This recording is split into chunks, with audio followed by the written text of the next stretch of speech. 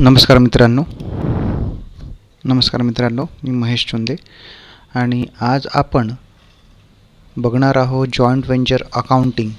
आणि यानंतर जे व्हिडिओज येणार ते माझ्या जॉईंट व्हेंचर अकाउंटिंगचे क्वेश्चन्स राहील. ते क्वेश्चन्स तुम्हाला सॉल्व करायला मिळेल. तुम्ही माझ्यासोबत अकाउंटिंग एन्जॉय करू शकता.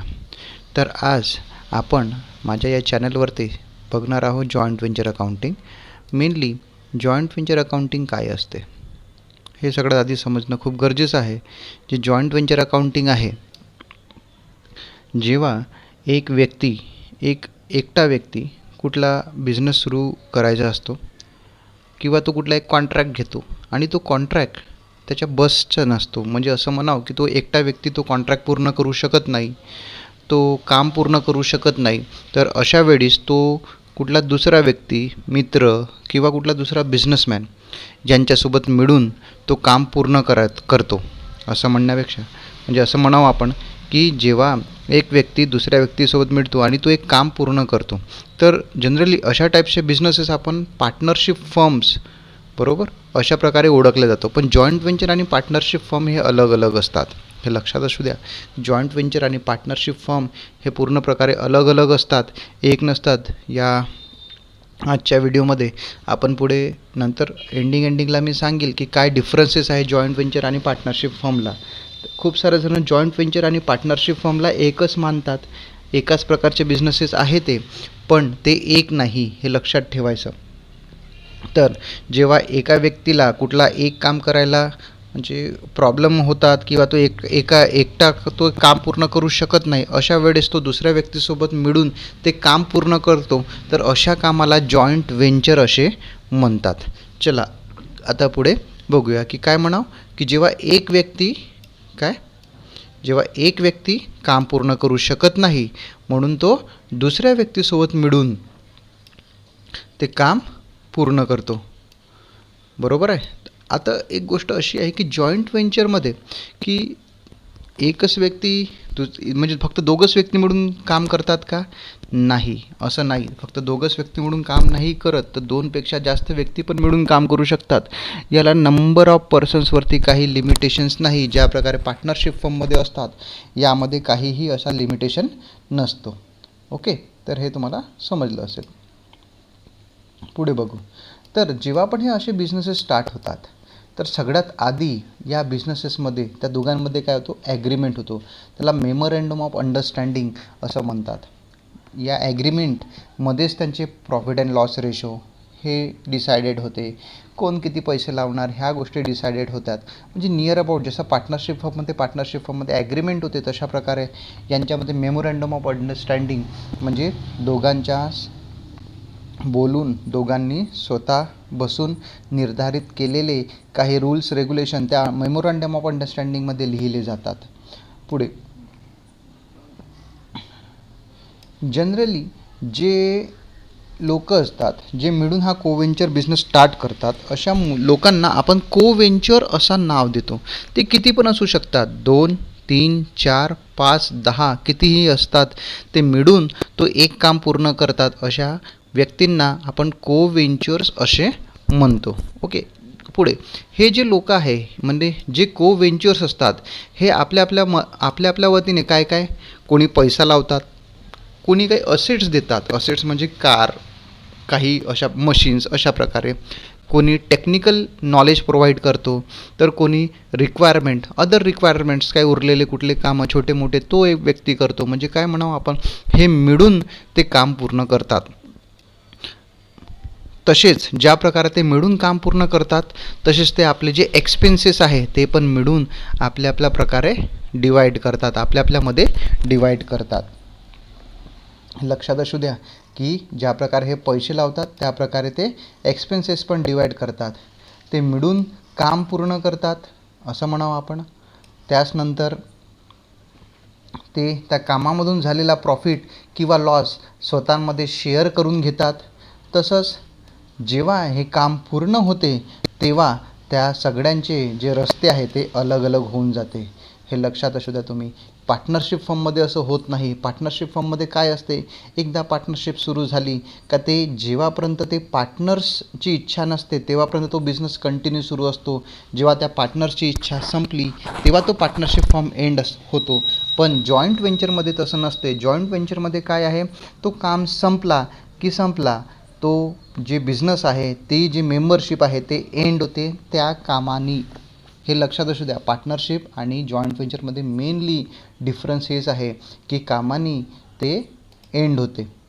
पण म्हणून अशा टाईप ऑफ जे जॉईंट व्हेंचर असतात त्याला आपण काय म्हणतो, टेम्पररी टाईप ऑफ पार्टनरशिप किंवा टेम्पररी पार्टनरशिप. ते पर्टिक्युलर कामासाठी असते. आता हे काम कुठले कुठले असू शकते ते आपण बघूया. तर एक, कन्स्ट्रक्शन ऑफ ब्रिज, म्हणजे कुठला एक ब्रिज बनवायचे आहे, तो ब्रिज बनला की ते काम संपलं, ब्रिज एंड झाला, ते काम संपलं असं म्हणू शकतो.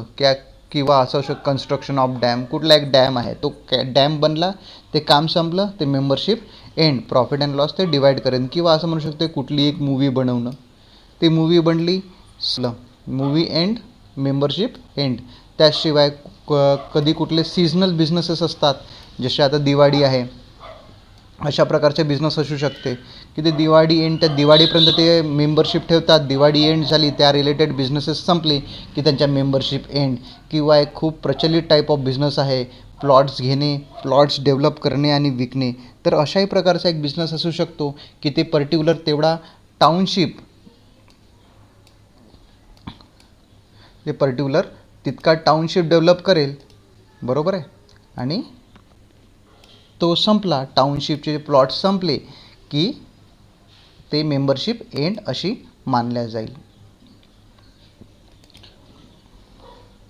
पुढे तर जसं मी तुम्हाला आधीच सांगितलं की जॉईंट व्हेंचर आणि पार्टनरशिप हे अलग अलग टाईप ऑफ बिझनेसेस असतात, बरोबर आहे ना. तर आता आपण बघूया की जॉईंट व्हेंचर पार्टनरशिप काय काय असू शकते. तर हे बघा, इथे पिक्चर व्ह्यूमध्ये दिसत आहे एक आहे लिमिटेड कोऑपरेशन. लिमिटेड कोऑपरेशन म्हणजे अर्धा भाग तो काम करेल, अर्ध्याच्या तो काम करेल, अर्ध्याच्या तो काम करेल.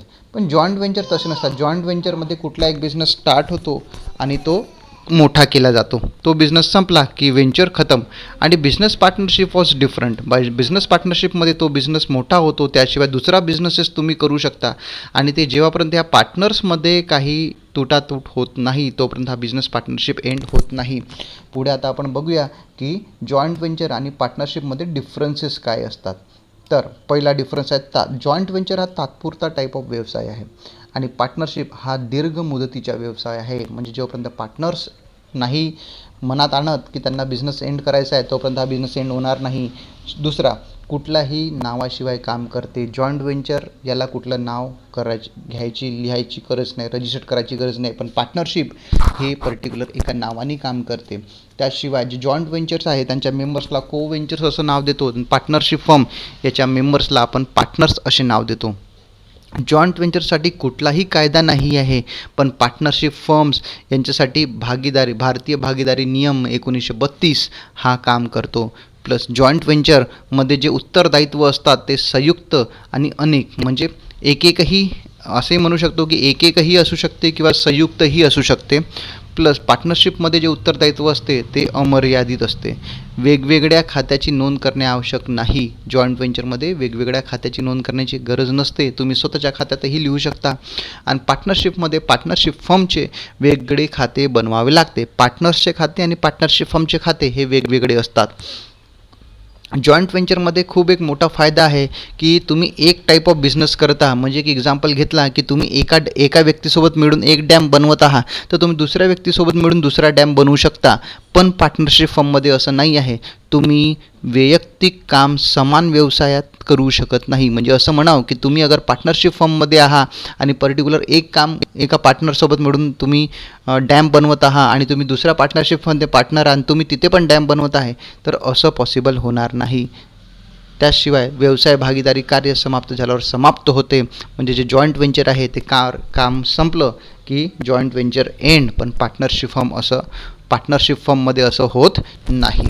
हे खूप मेन डिफरन्सेस आहे जॉईंट व्हेंचर आणि पार्टनरशिप फर्ममध्ये. आता जॉईंट व्हेंचर आणि पार्टनरशिप फर्ममध्ये जे बुक्स ऑफ अकाउंटिंग आहे ते जनरली दोन प्रकारे बुक्स ऑफ अकाउंटिंग होते. एक where the separate books are maintain and दुसरी where the separate books are not maintain. आता सेपरेट बुक्स ऑफ मेंटेन आणि नॉट मेंटेन म्हणजे काय डिफरन्स आहे. सेपरेट बुक्स ऑफ मेंटेन म्हणजे सगळ्यात आधी सांगून देतो की जॉईंट व्हेंचरसाठी तुम्ही एक अलग बुक्स बनवता. त्यामध्ये सगळे जॉईंट व्हेंचर रिलेटेड खर्च, जॉईंट व्हेंचर रिलेटेड झालेले इन्कम, जॉईंट व्हेंचर रिलेटेड आलेले असेट्स, गेलेले असेट्स, हे सगळे त्या बुक्समध्ये मेंटेन केल्या जाते.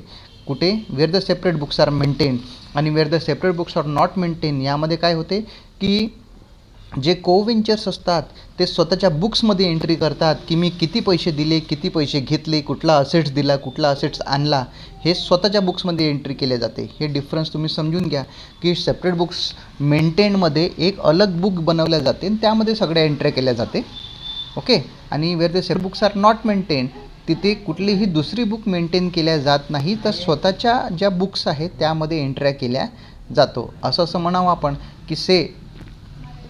की जो खर्च राहील, ठीक आहे ना, म्हणजे एक एक्झाम्पल घेतला की मी माझ्या मित्रासोबत मिळून कुठला जॉईंट व्हेंचर बिझनेस करायचा आहे मला, तर मी अगर सेपरेट बुक्स मेंटेन केलं म्हणजे काय होईल की आम्ही काय करील, एक छोटासा बँक अकाउंट क्रिएट करेल आणि जे पण पैसे आहेत त्या बँकेमध्ये टाकेल आणि त्या बँकेतून खर्च करेल. तर हा सेपरेट बुक्स मेंटेन झाला. समजलं. म्हणजे आम्ही दोघांच्याही नावाने मिळून एक बँक अकाउंट ओपन केला, त्यामध्ये पैसे टाकले आणि त्यामधून खर्च केले. तर त्याचं पण जास्त पैसे नाही गेले, माझे पण जास्त पैसे नाही गेले आणि मला कुठलीही दुसरे बुक्स मेंटेन करायची गरज नाही. त्या एका बँकेतून आमच्या एंट्र्या होणार किंवा कुठला असेट्स दिला तर तो तिथं त्या बुकमध्ये एंट्री होणार की असेट्स दिलेला आहे किंवा कुठला असेट्स मी घेतला तिथून तर ती एंट्री होणार. बरोबर आहे. आणि where the separate books not maintain म्हणजे काय होईल की आम्ही सेपरेट बँक अकाउंट ओपन करणार नाही. मी जे खर्च करील ते मी माझ्या बँकेच्या अकाउंटमधून खर्च करेल. तसाच माझ्या कोव्हेंचरर जो आहे, जो माझा पार्टनर आहे, तो त्याच्या बँकेमधून खर्च करेल. हे कुठे झालं आहे, where the separate books not maintain. जेव्हा आम्ही स्वतःच्या बँकेतून खर्च करतो किंवा स्वतःच्या बँकेतून किंवा स्वतःचे असेट्स प्रोव्हाइड करतो ते सेपरेट बुक्स नॉट मेंटेन. आणि जेव्हा सेपरेट बुक्स मेंटेन होते तेव्हा आम्ही काय केलं, एक बँक अकाउंट ओपन केलं आणि त्यामधून खर्च केलेला आहे. तर हे मेन डिफरन्सेस आहे. आणि जेव्हा तुम्ही प्रॉब्लेममध्ये हे वाचता की त्यांनी एक सेपरेट बँक अकाउंट ओपन केला, त्यामध्ये पैसे टाकले आणि त्यामधून खर्च केले, तर हा सिम्पल एक इंडिकेशन असतो की आपण सेपरेट बुक्स मेंटेन करत आहोत, अशा प्रकारचा प्रॉब्लेम आहे. आणि त्या प्रकारे आपल्याला जर्नल एंट्रीज किंवा त्या प्रकारे आपल्याला लेजर एंट्रीज कराव्या लागतात. आणि सेपरेट बुक्स नॉट मेंटेनमध्ये जिथे बँक अकाउंट ओपन केला नाही आहे म्हणजे तिथे सेपरेट बुक्स मेंटेन केले नाही आहे. प्रॉब्लेम रीड कराल, प्रॉब्लेम तुम्ही वाचाल तर तुम्हाला तो प्रॉब्लेम इझिली समजून येणार की सेपरेट बुक्स कुठे मेंटेन आहे आणि कुठे नाही आहे, आणि त्या प्रकारे तुम्हाला एंट्र्या करायला पाहिजे. ओके. चला, थँक्यू. मला असं वाटते का तुम्ही यानंतरचे सगळे अकाउंटिंग प्रॉब्लेम बघाल आणि जे जॉईंट व्हेंचर रिलेटेड क्वेश्चन्स आहे ते तुम्ही इझिली सॉल्व कराल. थँक्यू.